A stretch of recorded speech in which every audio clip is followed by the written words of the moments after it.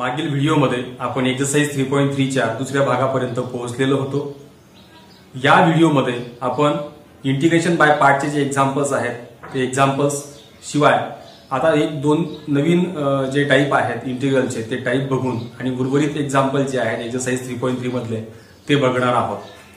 तर यात आपण इंटिग्रल ऑफ द टाइप बघत असताना आता एक नवीन 3 फॉर्म्युले पण तयार करणार आहोत आणि जे 3 नवीन फॉर्म्युले तयार करणार आहोत तर त्यात integral of under root a square minus x square under root x square plus a square under root x square minus a square यांचे 3 फॉर्म्युले आहेत आणि या फॉर्म्युल्याचे प्रूफ सुद्धा आपण या ठिकाणी बघणार आहोत। तर यांच्या प्रूफ मध्ये एक जरी आपण प्रूफ केलेलं असलं तरी पण बाकी उर्वरित प्रूफ जे आहे ते तुम्ही सहज ते करू शकणार आहात। आपण इंटिग्रेशन बाय पार्ट्स मधील u इंटू v चा जो फॉर्म्युला पाहिलेला आहे, जो फॉर्म्युला आपण मागील 2 एक्सरसाइज पासून 2 व्हिडिओज पासून यूज करतो आहोत तोच फॉर्म्युला इथे परत आपल्याला बघायचा आहे। तर त्या फॉर्म्युल्यामध्ये u आणि v हे आपण ज्या वेळेला त्या ठिकाणी कन्सिडर करतो त्यात पहिला आणि दुसरा याच्यामध्ये त्यांची जी ऑर्डर आहे ते आपण लाईक या रूल नुसार आपण ती ऑर्डर जी आहे ती ठेवतो। परंतु काही असे एक्झाम्पल्स असतात जसं की इन्व्हर्स ट्रिग्नोमेट्रिक आहे, एकटं फंक्शन असेल सिंगल फंक्शन, किंवा लॉगरिथमिक एकटं फंक्शन असेल सिंगल आणि त्याचं इंटिग्रल काढायचं असेल तर अशा वेळेला आपण सेकंड फंक्शन जे आहे ते 1 कन्सिडर करतो। तसं हे एक्झाम्पल दिसतंय याच्यामध्ये। आता हे जे तुम्ही आपण याचं जे प्रूफ पाहणार आहोत त्यात याला समजा आपण let i is equal to integral square root of a square minus x square असं घेतल्यानंतर इथे जे सेकंड फंक्शन आहे ते आपण 1 कन्सिडर करणार आहोत। म्हणजेच काय, इंटिग्रल इथे under root a square minus x square into 1 आणि dx असं त्या ठिकाणी होईल। तर याच्यात आता काय होईल बघा, एक सेकंड फंक्शन जर मी 1 कन्सिडर केलेलं आहे तर इथे आता सेकंड फंक्शन पहिलं फंक्शन जे आहे u आणि सेकंड फंक्शन v असं कन्सिडर केल्यानंतर आपला जो फॉर्म्युला आहे बाय पार्टचा तर त्यानुसार पहिलं फंक्शन इथे असणार आहे under root a square minus x square integral 1 dx minus integral d by dx of याचा आपल्याला डेरिव्हेटिव्ह घ्यायचा आहे आणि नंतर इंटिग्रल ऑफ 1 dx आणि संपूर्ण याचे इंटिग्रल अशा पद्धतीने आपण u इंटू v चा फॉर्म्युला जो आहे तो यूज करतो। इक्वल टू अंडर रूट हा a square minus x square as it is असेल, याचं इंटिग्रेशन जे आहे ते x असणार आहे 1 चं integration minus square root of a square minus x स्क्वेअरचा जो डेरिव्हेटिव्ह आहे तो derivative 1/2 under root a square minus x square असा येईल। आणि नक्कीच हे कॉम्पोजिट फंक्शन आहे, कॉम्पोजिट फंक्शन असल्यामुळे आपल्याला परत हे जे फंक्शन दिसतंय ही टर्म याचा परत डेरिव्हेटिव्ह घ्यायला लागतो। इथे a स्क्वेअरचा डेरिव्हेटिव्ह येईल 0 आणि x स्क्वेअरचा येईल -2x आणि नेहमीप्रमाणे इंटिग्रल ऑफ 1 जो आहे तो x असेल आणि हा dx। पुढे अंडर रूट हा a square minus x square as it is into हा x, त्यानंतर हा मायनस हा 2 आणि हा 2 कॅन्सल होईल आणि ही मायनस आणि मायनस यांचा प्रोडक्ट मिळून प्लस होऊन जाईल। इंटिग्रल इथे हा x आणि त्याला हा x मल्टिप्लाय झाल्यानंतर हा x square upon square root of a square minus x square आणि इथे हा dx प्लस ही आपला जो असणारच आहे कंटिन्यू। याला व्यवस्थित x into square root of a square minus x square plus इथे ऍडजस्टमेंटची गरज आहे कारण खाली आणि वरती डिग्री सेम दिसते तर आपण अशा वेळी ऍडजस्टमेंट करतो आणि ऍडजस्टमेंट करताना इथे x स्क्वेअरची साइन मायनस आहे, इथे मायनस घेतल्यानंतर मायनस ऍडजस्ट केला, मायनस ऍडजस्ट केल्यानंतर इथे a स्क्वेअरची गरज आहे तर a स्क्वेअर टाकला आणि हा टाकल्यामुळे इथे मायनस a स्क्वेअर घेतला आणि आपणला square root of a square minus x square म्हणजे ती टर्म जी आहे ती बॅलन्स व्हायला हवी असं पद्धतीने आपण केलेलं आहे जेणेकरून ही टर्म वरती येऊन जाईल। पुढच्या स्टेपला आपण त्याला सेपरेट करूयात। सेपरेट केल्यावरती काय होईल बघा, हा x square root of a square minus x square as it is, separate केल्यावरती हा a square minus x square upon line square root of a square minus x square dx आणि ही मायनस साइन आणि minus sign मिळून तो positive होऊन जाईल कारण ती मायनस साइन त्याच्यामध्ये मल्टिप्लाय होईल। a स्क्वेअर कॉमन निघेल आणि ती integral 1 upon square root of a square minus x square dx plus c अशा पद्धतीने आपण सेपरेट केल्यावर मिळणार आहे। त्यानंतर ही जी टर्म दिसते आहे तर यात ऑफकोर्स वरती a आणि आपण स्क्वेअर रूट ऑफ a असेल तर अशा वेळेला आपण directly square root of a लिहू शकतो आणि हे अगदी बेसिक आहे कारण इथे a म्हणजेच काय, square root of a into square root of a, म्हणजे याच्यातला एक कॅन्सल झाला तर एक फक्त उरला आणि तो म्हणजे असेल स्क्वेअर रूट ऑफ a। तसं या ठिकाणी आपण यांच्याऐवजी directly i is equal to x square root of a square minus x square आणि याच्याऐवजी तुम्हाला असं म्हटलो त्यानुसार इथे square root of a square minus x square लिहिता येईल dx। पुढे प्लस ही प्लस साइन आहे तशीच ए स्क्वेअर आहे तसाच आणि इंटिग्रल हे देखील as it is 1/√a² minus x² आणि हा dx. पुढे आपल्याला बघा इथे आता हे तर ऍज इट इज राहील, काही करता येणार नाही, परंतु जर एक ऑब्झर्वेशन आपण केलं असणार तर याच्यात लक्षात येईल की हा आय रिपीट झालेला आहे. म्हणजे इंटिग्रल √a² मायनस x² हा पुन्हा रिपीट झालेला असल्यामुळे आपण त्याच्याऐवजी आय सबस्टिट्यूट करू शकतो आणि याचं डायरेक्ट इंटिग्रेशन निघतं आपल्याकडे आहे साइन इनव्हर्स ऑफ x/a चा तो फॉर्म्युलाच आहे √a² मायनस x². त्यामुळे त्याला आपण डायरेक्ट त्या पद्धतीने लिहू शकतो. पुढे आता हा इकडे आय आल्यानंतर हा आय प्लस तो आय ट्वाइस आय होईल, हा x² मायनस x² आणि हा plus a² sine inverse of x/a plus C. नंतर हा आय तिकडे आल्यानंतर मल्टिप्लाय 2 जो आहे तिकडे त्यांना डिवाइड होईल म्हणजे x/2 √a² minus x² plus a²/2 sine inverse of x/a आणि प्लस सी. अशा पद्धतीने ते प्रूफ झालेलं आहे. म्हणजे आपण जो फॉर्म्युला तयार केला, नवीन जो फॉर्म्युला आपल्याकडे आलेला आहे तो असा असेल integral √a² minus a² dx is equal to x/2 √a² minus x² plus a²/2 sine inverse of x/a plus C. हा आपल्याला नवीन फॉर्म्युला जो आहे तो मिळालेला आहे. आणि याच पद्धतीने जे उर्वरित इंटिग्रल्स आहेत ते देखील आपण मिळवू शकतो. जसं की आता याचं प्रूफ आपण ज्या पद्धतीने पाहिलं आहे तसंच यांचा देखील प्रूफ आहे. यांच्या प्रूफ मध्ये सुद्धा integral √x² plus a² dx is equal to याचं इंटिग्रल असताना x/2 अंडर जसं इथे आता x² प्लस a² आहे तर x² प्लस a² प्लस इथे a²/2 असाच राहील आणि फक्त इथे log of mod of x plus square root of x² plus a² plus c हा एक सेकंड फॉर्म्युला आपल्याला मिळतो आहे म्हणजे integral of √x² plus a². त्याच पद्धतीने फक्त इथे x² मायनस साईनचा फक्त फरक असेल, एक्झॅक्टली सेम फॉर्म्युला असेल. अंडर फक्त ज्या ठिकाणी प्लस आहे त्या ठिकाणी आपल्याला मायनस साईन घ्यायची गरज आहे. इथे देखील मायनस साईन होऊन जाईल आणि हा देखील आपल्याला जो फॉर्म्युला आहे आपले 3 फॉर्म्युले यांच्यावर आधारित आपल्याला एक्झाम्पल घेतलं आता बघायची आहे. तर बघूया एक्सरसाइज 3.3 मध्ये सेकंड मधील फर्स्ट एक्झाम्पल √5x² प्लस 3 याचे इंटिग्रल आपल्याला फाइंड करायचं आणि हा फॉर्मॅट आपल्याला दिसतोय की आपण आता नवीन जे 3 फॉर्म्युले शिकून घेतलेले आहेत त्या 3 फॉर्म्युल्यांपैकी एक फॉर्म्युला या ठिकाणी युज होत आहे ते आपल्याला त्या फॉर्मॅटला पाहिल्यानंतर लक्षात येतं.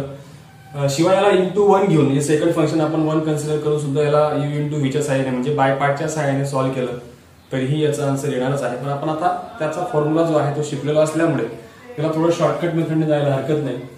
तर बघूया तिथे आता त्या फॉर्मॅटनुसार जायचं असेल तर इथे x² चा कोएफिशिएंट 5 आहे त्याला मी बाहेर कॉमन काढून घेतो तर तो √5 कॉमन निघेल आणि इंटिग्रल इथे √x² इथे मात्र तो 3/5 असेल कारण तो √च्या आत 5 काढला होता मग तो बाहेर निघाल्यानंतर √5 बाहेर निघणार.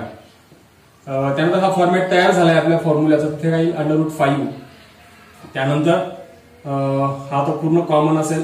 याचा संपूर्ण फॉर्म्युला आपल्याला वापरायचा असेल त्याच्या आधी बघा आणखी जर आपल्याला फॉर्मॅट परफेक्ट लिहायचा असेल तर इथे √3/√5 ब्रॅकेटचा स्क्वेअर या फॉर्मॅटमध्ये तो आहे.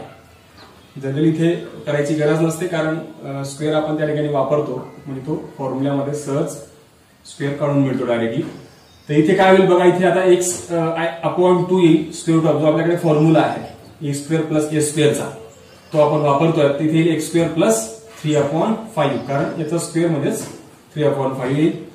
त्यानंतर प्लस a² आहे म्हणजेच 3/5 आणि अपॉनला 2 आणि log of mod of x plus square root of परत x² प्लस 3/5 आणि प्लस c असा तो फॉर्म्युला तयार होईल.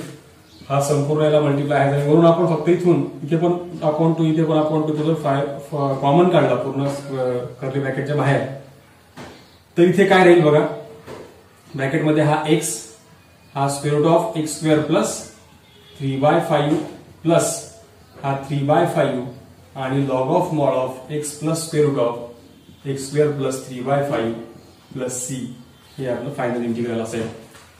म्हणजे या पद्धतीने पण आपण त्याला सोडवू शकतो. त्यानंतर पुढचं बघा नेक्स्ट एक्झाम्पल. आता ऑफकोर्स आपण ज्या मेथड शिकलेलो आहोत मेथड्स ऑफ इंटिग्रेशन त्यामध्ये इंटिग्रेशन बाय सबस्टिट्यूशन आपण पहिला प्रकार पाहिला, तो पुढे पण आपल्याला यूज करायला लागतो आहे.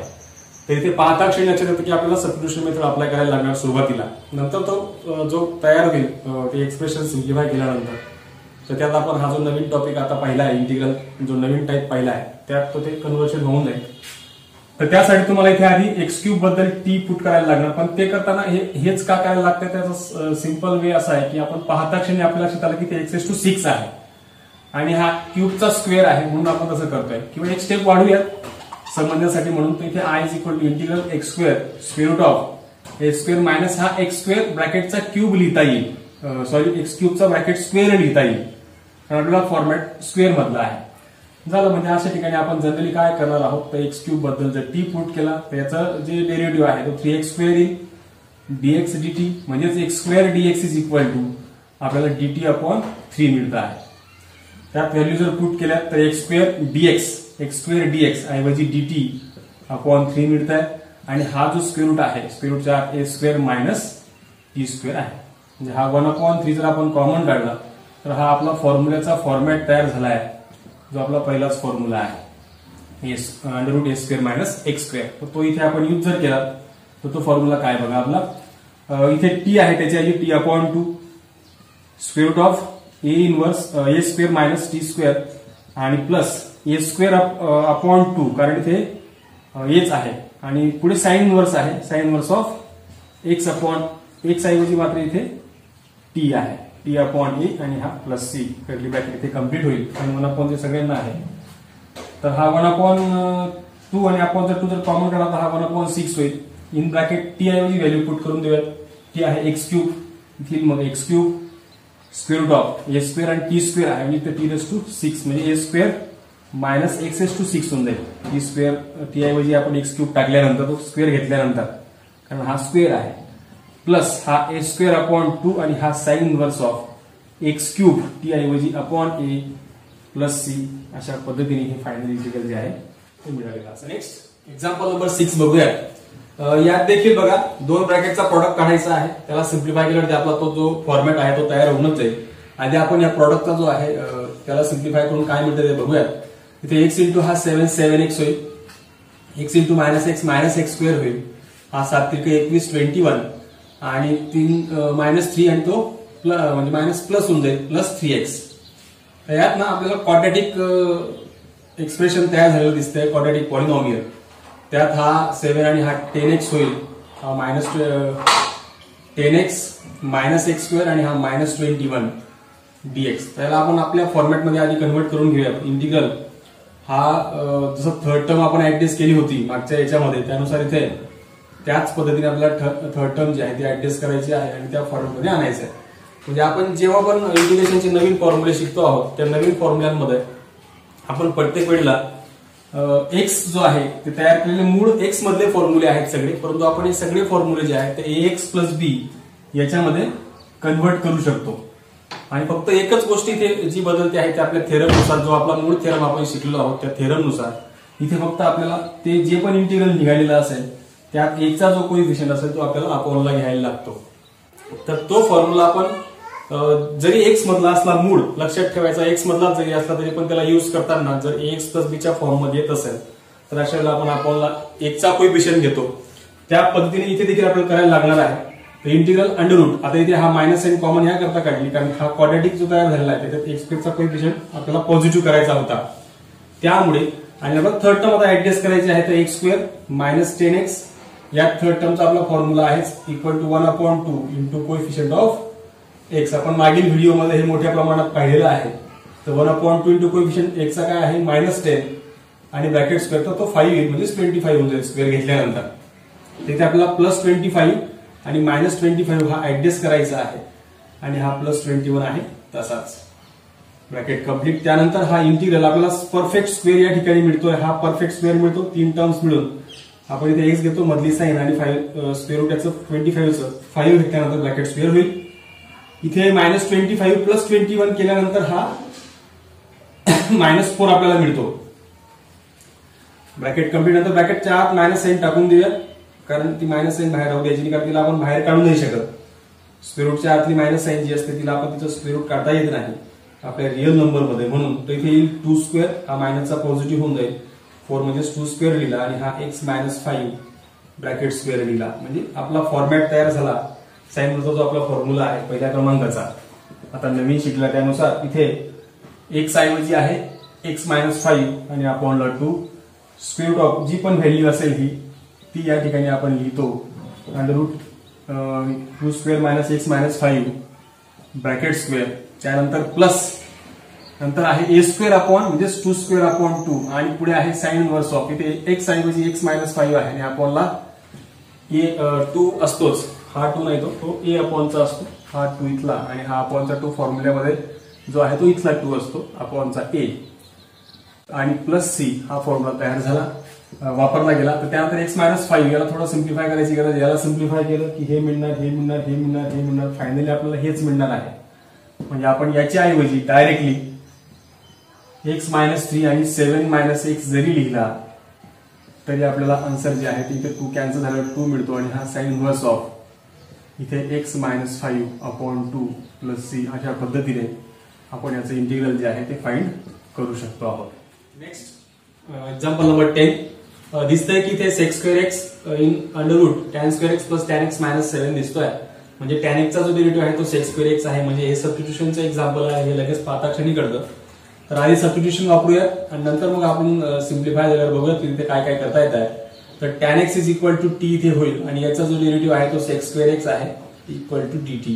या पद्धतीने यात त्या व्हॅल्यूचं सबस्टिट्यूट केलं तर sec स्क्वेअर x आणि dx हा मिळून dt आणि square root of tan x मध्ये जर t पुट केला तर t square plus t minus 7 म्हणजे हे क्वाड्रॅटिक इक्वेशन मिळालं. इथे t स्क्वेअरचा जो कोएफिशियंट आहे तो ऑलरेडी 1 आहे. जर 1 नसता राहिला तर आपण ते कॉमन काढला असता, त्याला जो पण नंबर राहिला असता. आपल्याला परफेक्ट स्क्वेअर त्याला तयार करायचा आहे तर आपण थर्ड टर्म अशा वेळेला ऍडजस्ट करतो आणि थर्ड टर्म ऍडजस्ट करताना आपण इथे नेहमीप्रमाणे जो फॉर्म्युला आहे 1/2 इंटू कोएफिशियंट ऑफ t जो आहे तो 1 आहे ब्रॅकेट स्क्वेअर म्हणजे इक्वल टू 1/4 म्हणजे आपण प्लस 1/4 मायनस 1/4 ऍडजस्ट केला, हा मायनस 7 होता तसाच ठेवला.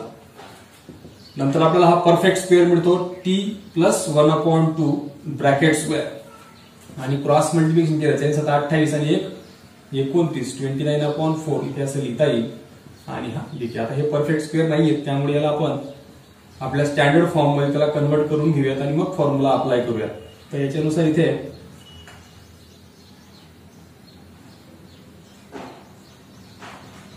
आता हा स्क्वेअर रूट ऑफ 29 आणि अपॉनला 2 ब्रॅकेट स्क्वेअर या पद्धतीने स्टँडर्ड फॉर्म मध्ये याला लिहिता येईल. आणि मग आता फॉर्म्युला वापरायला हरकत नाही, जो आपल्याकडे असा फॉर्म्युला आहे x square minus a square, त्यानुसार इथे t प्लस 1/2 हा आपला x असेल आणि अपॉनला 2 असतो. नंतर square root of t plus 1/2 bracket square minus square root of 29/2 bracket square, नंतर मायनस साइन असते कारण ते मायनस साइन असेल तर, आणि नंतर x अपॉन आहे म्हणजे इथे x a अपॉन आहे म्हणजे इथे a ऐवजी a स्क्वेअर याचा स्क्वेअर आणि अपॉनला 2 हा तो फॉर्म्युला आहे. आणि नंतर आहे log of mod of x ऐवजी t प्लस 1/2 इथे आहे प्लस आणि स्क्वेअर रूटच्या आतली जी पण व्हॅल्यू असेल ती आपण इथे लिहितो. तर ती आहे t प्लस 1/2 ब्रॅकेट स्क्वेअर आणि minus square root of 29/2 bracket square आणि मग प्लस c. याला जर लास्टला आपल्याला सिम्प्लिफाय करायचं असेल तर आपण इथे आता हा तिरकस गुणाकार करूया. तर इथे काय होईल 2t प्लस 1 आणि अपॉनला येईल हा 2 आणि हा 2 4 होऊन जाईल. नंतर याला सिम्प्लिफाय केलं की हे मिळेल, याला सिम्प्लिफाय केल्यावरती हे मिळेल. म्हणजे स्क्वेअर रूटची आतली जी व्हॅल्यू आहे ती आपण जर सिम्प्लिफाय करत गेलो तर फायनल आपल्याला t square plus t minus 7 असं मिळणार आहे. मायनस याचा स्क्वेअर म्हणजे 29/4 असेल आणि हा त्याला मल्टिप्लाय 2 केला तर आपल्याला 29/4 आणि त्याला मल्टिप्लाय 2 केलं तर 8 मिळणार आहे. हा log of mod of t plus 1/2 plus जसं स्क्वेअर रूटच्या आतली व्हॅल्यू सिम्प्लिफाय करत गेलो तर आपल्याला शेवटी ती t square plus t minus 7 हीच मिळणार आहे आणि म्हणून हे असं होईल. तर पुढे फक्त आपल्याला t ची जी व्हॅल्यू आपण ज्याच्याबद्दल मानली होती tan x ती सबस्टिट्यूट करून देऊया. तर फायनली इथे 2 tan x plus 1 upon 2 upon 4 आहे. त्यानंतर square root of t square plus t minus t आहे आणि तिथे त्याच्याऐवजी काय आहे tan square x tan x, कारण टी बद्दल आपण -7 tan एक्स सबस्टिट्यूट करून दिला आणि -29/8 log of mod of tan x plus 1/2 plus इथे देखील स्क्वेअर रूटच्या आत tan square x plus tan x plus 1 आणि प्लस सी असं फायनली आपल्याला जे -7 आहे -7 अशा पद्धतीने आपल्याला फायनली याचं इंटिग्रल. नेक्स्ट मेन थर्ड येथील एक्झाम्पल्स बघण्यापूर्वी आपण इंटिग्रल ऑफ द एक न्यू टाइप आहे, छोटासा आहे हा देखील, हा टाइप बघून घेऊया. तर integral of the type e raise to x in bracket f of x plus f dash of x असेल, म्हणजे ते फंक्शन आणि त्याच फंक्शनचं ऍडिशन करून तुम्हाला त्याचा डेरिव्हेटिव्ह मिळत असेल, दिसत असेल. आणि सगळ्यात मोठी रिक्वायरमेंट काय आहे तर e रेज टू एक्स संपूर्ण याला मल्टिप्लाय असला पाहिजे, म्हणजे इंटिग्रँड जे आहे त्याच्यामध्ये e रेज टू एक्स असणं आवश्यक आहे. नसेल तर सबस्टिट्यूशन तरी तो यायला हवा, जसं की लॉग एक्स बद्दल आपण टी पुट करतो त्या पद्धतीने. तर त्याच वेळेला आपण डायरेक्ट आपला आन्सर जे आहे ते e raise to x f of x plus C असं आपल्याला लिहिता येणार आहे. असा या इंटिग्रलच्या टाईपचा जो आहे तो मिनिंग आहे. म्हणजे याच्यावरून आपण याचा प्रूफ बघूयात. तर सुरुवातीला by using the rule of integration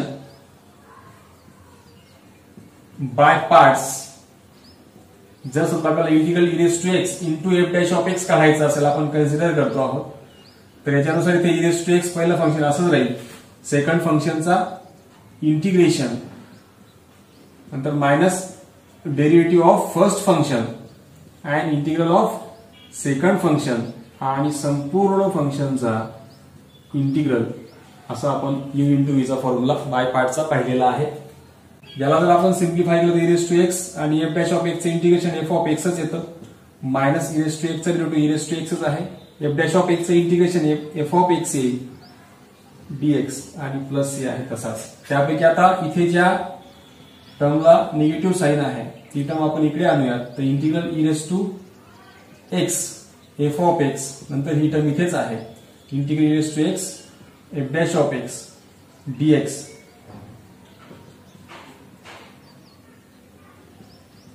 equal to e raise to x into हा एफ ऑफ एक्स आणि हा प्लस सी.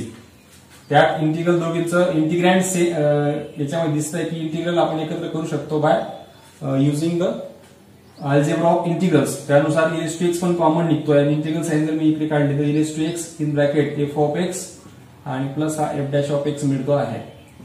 तर अशा पद्धतीने आपण हे प्रूफ जे आहे ते करू शकतो.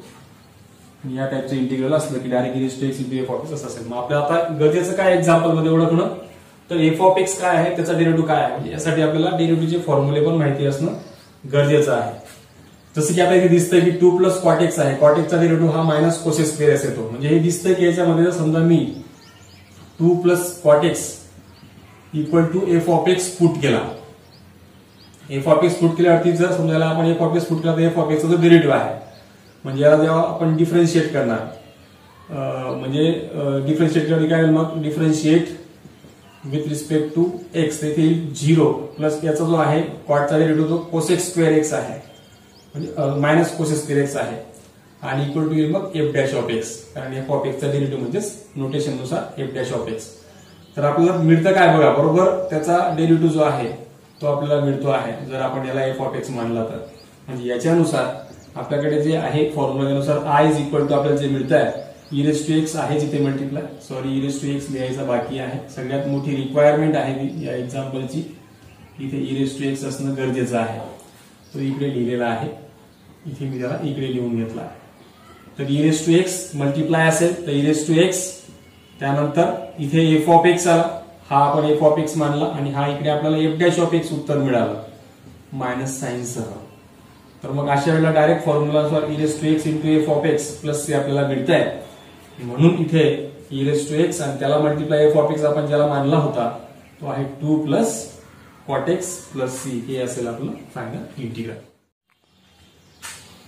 नेक्स्ट एक्झाम्पल बघूया. Second 1 plus sine x upon 1 plus cos x into e raise to x. e raise to x दिसतोय म्हणजे आपण त्या टाइप मध्ये आहोत हे आपल्या लक्षात येतं. एकंदरीत त्या ठिकाणी आपल्याला फॉर्म्युले ट्रिग्नोमेट्रीचे वापरायला लागणार आहेत. जसं की आता साइन एक्सचा हाफ अँगल फॉर्म्युला आहे 2 sin x/2 cos x/2 upon आणि याचा फॉर्म्युला आहे 2 sin square x/2 sorry 2 cos square x/2 e⁻x आणि हा dx. याला सेपरेट करूया. इंटिग्रल सेपरेट केल्यानंतर हा 1/2 cos स्क्वेअर x/2 येईल आणि हा सेपरेट केल्यानंतर 2 sin x/2 cos x/2 upon 2 cos square x/2 e⁻x into dx. तो e⁻x जो आहे मी तो पुढे लिहितो. इथे 1/cos स्क्वेअर म्हणजेच cosec square sec square x येईल sec स्क्वेअर x/2 आणि इथे 2 2 गेट कॅन्सल, एक cos कॅन्सल झाला तर sin अपॉन cos हा काय येणार आहे tan स्क्वेअर x/2 आणि इथे नेहमीप्रमाणे dx. आता हा फॉर्मॅट जर आपण व्यवस्थित चेक केला तर इथे put f of x is equal to 1/2 sec square x sorry tan x/2 आहे फक्त. तर आपण जर f of x equal to tan x/2 put केला, याला जर डिफरन्शिएट केलं, differentiate with respect to x, तर आपल्याला इथे f' of x is equal to मिळणार आहे. याचा डेरिव्हेटिव्ह आहे sec स्क्वेअर x/2 आणि परत कॉम्पोजिट फंक्शन असल्यामुळे 1/2 चा डेरिव्हेटिव्ह x/2 चा डेरिव्हेटिव्ह 1/2 येणार आहे. तर x चा 1 येतोय म्हणजे आपल्याला बरोबर f' of x तो मिळतोय. यासाठी आपले फॉर्म्युले पार्ट असणं गरजेचं आहे. फॉर्म्युले जर आपले चांगले लक्षात असतील तर इथे नक्कीच हे अगदी इझी जाईल. मग हा जो फॉर्मॅट तयार झालाय तो फॉर्मॅट या प्रकारचा असेल. I is equal to इथे मिळतोय हा f of x आणि प्लस इकडे f' of x. तर या पद्धतीने हा फॉर्मॅट जर असा असला तर आपल्याला माहिती आहे की याचं डायरेक्ट इंटिग्रल जे आहे e⁻f of x plus c असं असणार आहे. मग त्यात आपला f of x ज्याच्याबद्दल आपण मानलेला आहे तर e⁻x आणि f of x आहे tan x/2. तर आपलं फायनल आन्सर जे आहे ते हे असणार आहे इंटिग्रलचं. Question number 6 e⁻5x in bracket 5x log x plus 1 upon x असं दिसतंय. याला आधी इथं दिसतंय की e⁻5x आहे म्हणजे इथे आपल्याला x पाहिजे आहे ऍक्च्युली. शिवाय आपल्याला जर सेपरेट केलं तर इथे 5 log x फक्त येईल कारण इथे x गेट कॅन्सल होईल आणि प्लस इथे 1/x येईल. परंतु इथे आपण ऑब्झर्व केलं तर इथे 5 दिसतो आहे आणि इथे 1/x चा डेरिव्हेटिव्ह येतो म्हणून हे कुठेतरी e⁻5x जे दिसतंय ह्या 5x इथे नको आहे.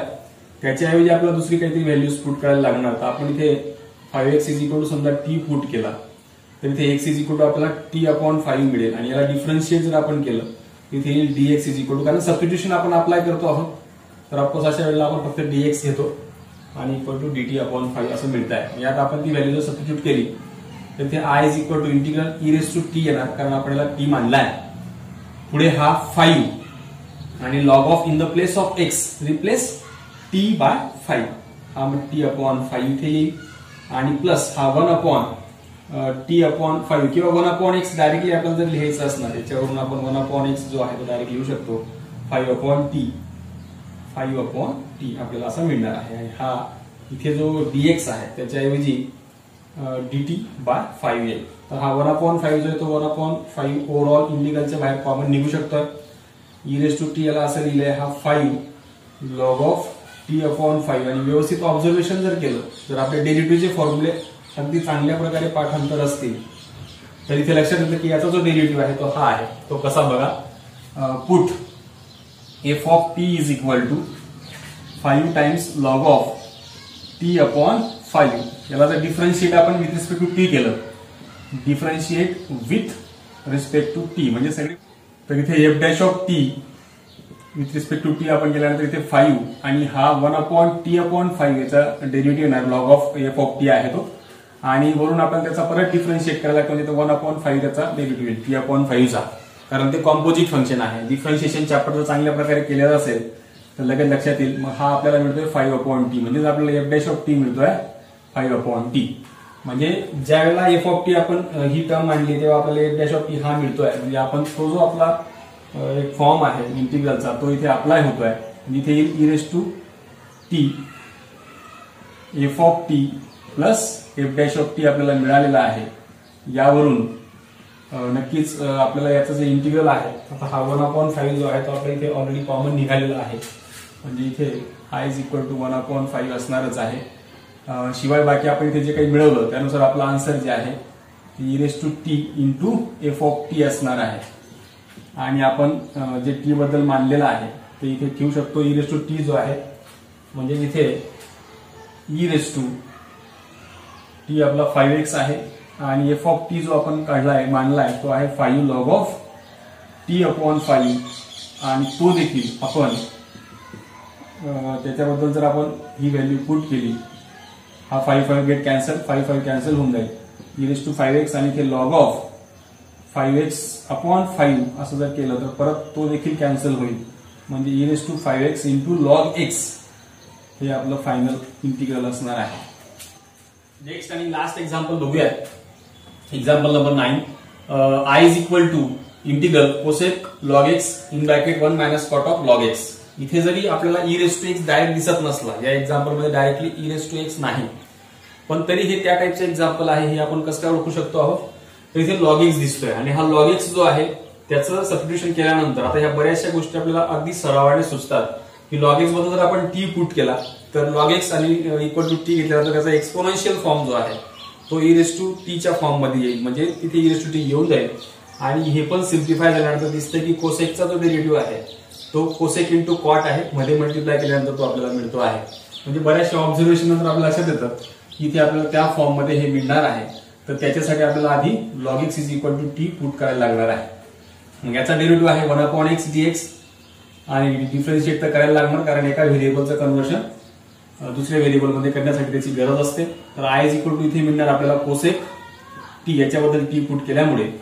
त्यानंतर इथे हे जे दिसतंय हे काय इम्प्लाइज करतं, log x is equal to जर टी आहे तर बाय एक्सपोनेन्शियल फॉर्म त्याचा e⁻t इज इक्वल टू आपल्याला x मिळणार आहे किंवा x is equal to e⁻t कारण using the definition of logarithm ते आपल्याला मिळत आहे. त्यानंतर इथे 1 - cot ऑफ इथे टी आपण पुट केलेला आहे आणि हा जो dx दिसतोय हे जर इम्प्लाइज केलं तर dx इज इक्वल टू आपल्याला dt/x इंटू dt मिळतो आहे. आणि x बद्दल आपण आता जस्ट पाहिलं की आपल्याला तो e⁻t मिळतो आहे. म्हणजे इथे आपण tx is equal to e⁻t into dt असं डायरेक्टली लिहू शकतो आहोत. पुढे आपण e⁻t हा पुढे लिहिला आणि याला मध्ये मल्टिप्लाय जर केला तर आपल्या एक लक्षात येईल की cosec t minus cosec t into cot t. म्हणजे याचा अर्थ इथे बरोबर याचा डेरिव्हेटिव्ह मिळतो आहे. जसं की इथे इंटिग्रल e⁻t हा कोसेक टी आणि plus D dt of cosec T म्हणजे बरोबर याचा हा डेरिव्हेटिव्ह आहे. फॉर्म्युला डिफरन्शिएशनचा आपल्या लक्षात असेल तर आपल्याला लगेच पाहिल्यानंतर लगेच कळून जातं की हा त्याचा डेरिव्हेटिव्ह आहे.